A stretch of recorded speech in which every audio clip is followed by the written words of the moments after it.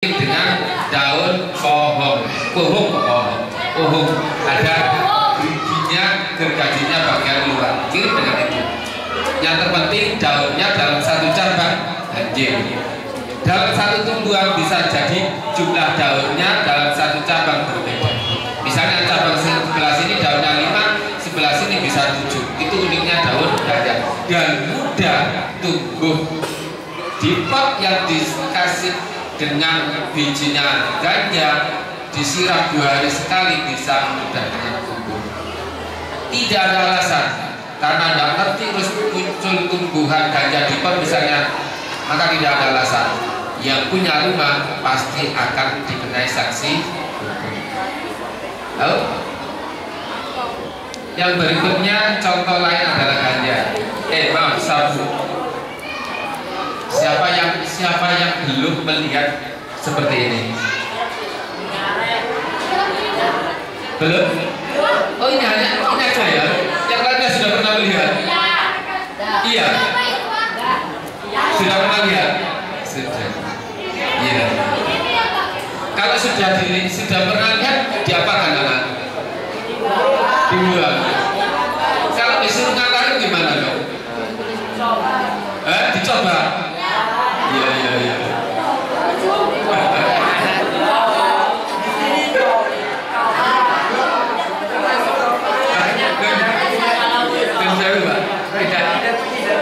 Tidak jauh dari sekolah sebelah. Iya, salam ya. Saya nggak nyebut lah. Tetangga dengan jalan kopi. Ini sama pimpinan kok yang bagian sini kok saya.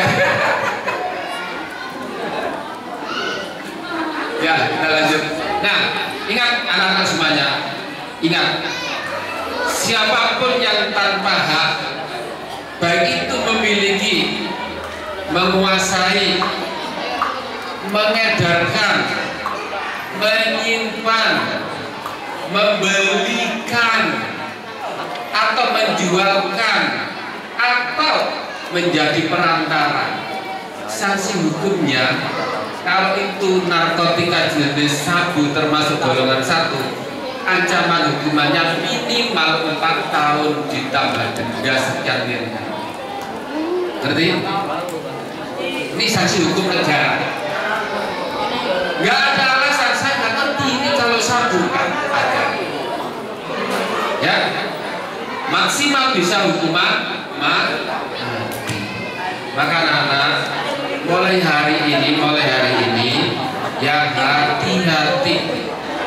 Siapapun yang ditawari, suruh mencoba atau suruh mengantarkan atau disuruh menyimpan atau disuruh membelikan atau menjualkan, harus berani nolak. Harus berani nolak. Negara sudah melarang, Islam pun sudah melarang. Mosok kata ini lah, sholat ya sholat, nyabu ya nyabu. Enggak kan? Enggak kan? Ya, mulai hari ini siapapun yang ditawarin, disuruh nyimpen, disuruh ngantarkan, harus berani nolak. Siap anak-anak? Siap anak-anak? Apapun resikonya, ya. Anak-anak nggak boleh melihat warna enak dikasih duit, nggak boleh. Ya, ingat yang disampaikan Bapak Kepala tadi. Narkoba, khamr adalah sumber dari apa tadi? Apa? Sumber dari segala kemaksiatan, termasuk terkait dengan sabu. Gitu ya. Dan lagi ingat, orang yang pakai narkoba nggak mungkin mendapati kebahagiaan. Saya yakin anak-anak yang di depan saya pasti ingin hidup bahagia selama dunia, ya kan? Oke, kita lanjut ya. Ini contoh lain, ekstasi. Ini bentuknya banyak anak-anak, ya. Nah, yang kedua tadi kan narkotika. Yang kedua adalah psikotropika. Nah, Kalau narkotika tadi diatur dalam Undang-Undang Nomor 35 Tahun 2009, ditambah Peraturan Kementerian Kesehatan sesuai perkembangannya terakhir Nomor 22 Tahun 2023, yang jumlah narkotika di Indonesia jumlahnya sudah mencapai angka 322 jenis. Kalau psikotropika ini dibedakan menjadi 4 golongan, golongan 1 sampai 4, dan golongan 1 sama tidak boleh dikuasai, tidak boleh digunakan kecuali untuk pengembangan iptek saja. Dibuat jamu, dibuat pil, buat obat tidak boleh. Yang golongan 2, 3, dan 4 baru boleh untuk pengobatan, tapi minimal harus ada resep dari dokter yang sah. Kita lanjut. Nah, anak-anak, yang ketiga adalah bahan adiktif. Salah satu contohnya adalah lem. Pernah mendengar cerita anak remaja ngelem? Atau jangan-jangan anak-anak pernah nyoba ngelem? Enggak ya? Anak baik-baik ya. Ingat, remaja yang melakukan ngelem, mengisap lem, itu sama berangkatnya juga berawal dari coba pakai. Lama-lama jadi kecanduan. Nah, ini contoh pil koplo. Siapa yang belum pernah lihat pil koplo? Sudah pernah semua ya lihat pil koplo. Hati-hati ya, hati-hati ya.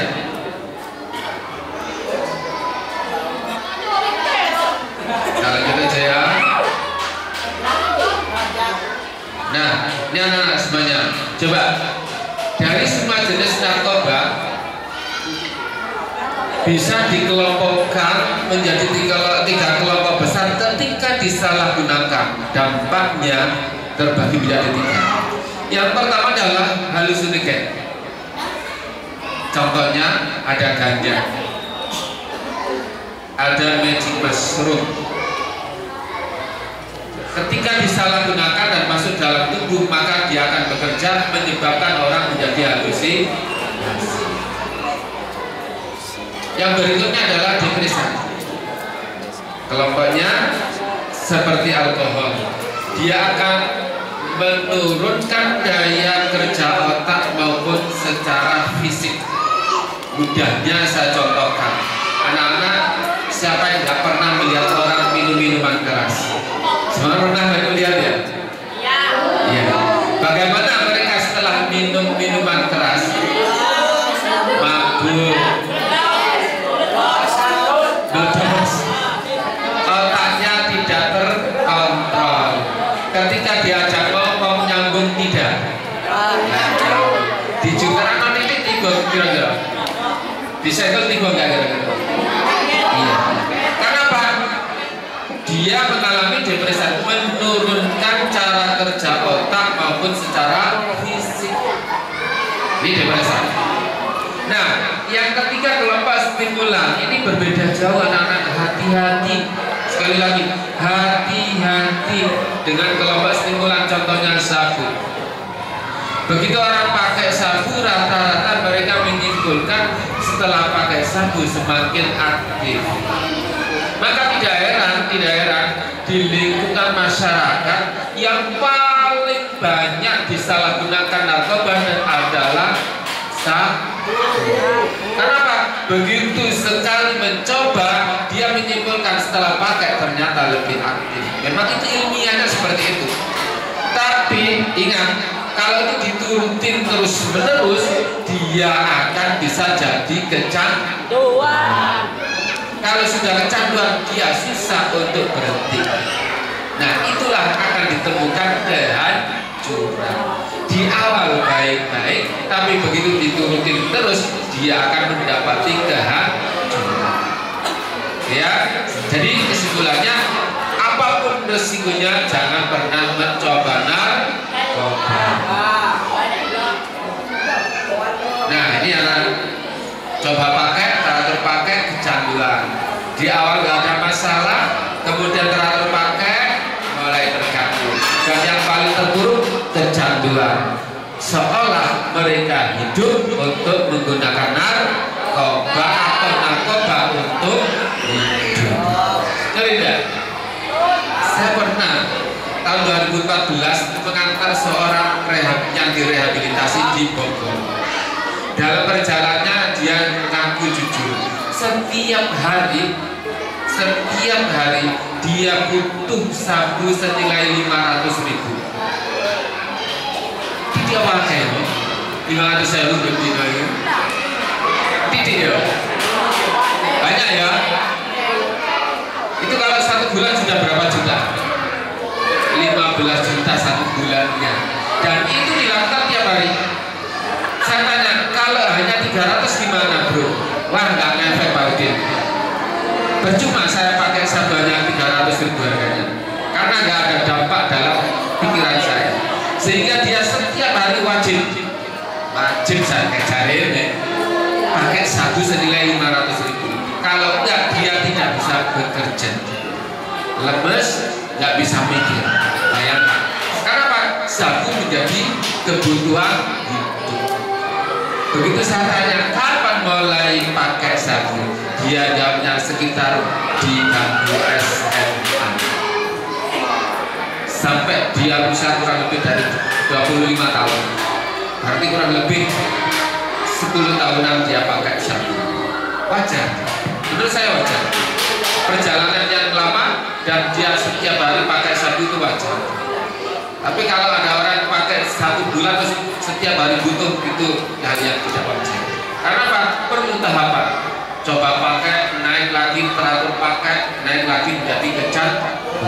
Jadi ingat anak-anak semuanya, orang kecanduan narkoba itu berangkatnya dari coba pakai.